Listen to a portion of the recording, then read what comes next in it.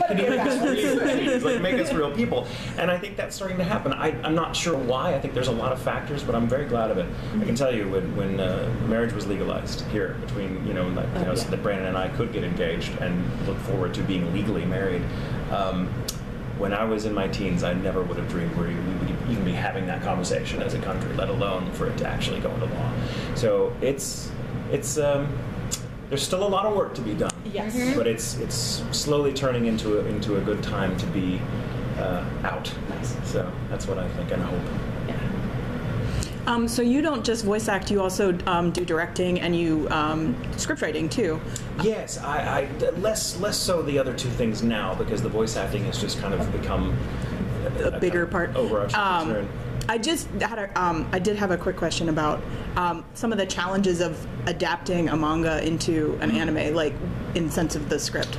Well, I've never done that. I've never adapted a manga into an anime, but I'll adapt an anime into an English script, which is always my job, and that's tough. But it's also very wonderful. As a writer, I love writing character. I love writing, as a dramatic writer, that means dialogue.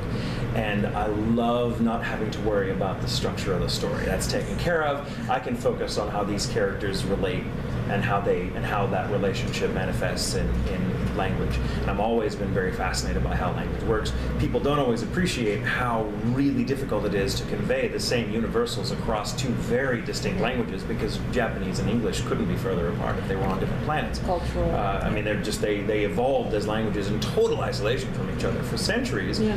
And it's not just that there's not a one-to-one ratio between this word, that construct, that construct. It's like there's not the whole vocabulary structure. Yeah, syntax, everything. I mean, they generate meaning in completely different. So like ways. the characters' names, like your character would mean something like wind and everything because of the way your name is in Japanese and everything. Right. But also just kind of where grammatically where the button words we like to say hit. Yeah. It's it a falls difference. differently, and so we're like, how do we make that work? How do we do this? How do we? But also culturally, the figurative language. Maybe they'll have words or symbols that have just kind of baked into their vocabulary, figurative speech that just don't connotate here. Well, and it's also like, it's sort of the difference, I guess I would say, between like that kid has a red ball versus like the child that is in that room over there is holding a ball that is red. and there is sometimes that challenge. Yeah. Sometimes it's like, there is, for example, there's something called kegel, which is a way it refers to how you conjugate your verbs based on the relationship of the person you're speaking to. There's nothing like that conceivably in English.